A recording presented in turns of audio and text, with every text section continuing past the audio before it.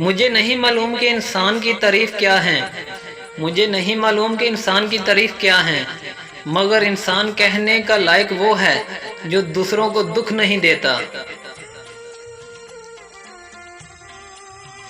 इज्जत किसी इंसान की नहीं होती, इज्जत किसी इंसान की नहीं होती, जरूरत की होती है।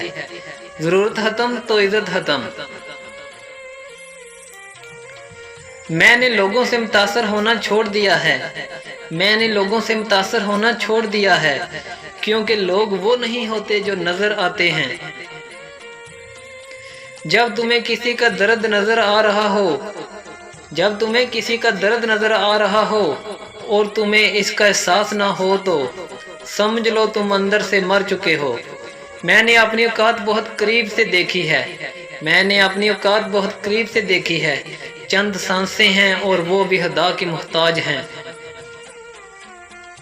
इंसानों को भी इतनी जल्दी माफ़ कर दिया करो, इंसानों को भी इतनी जल्दी माफ़ कर दिया करो जितनी जल्दी खुदा से माफ़ी की उम्मीद लगाते हो।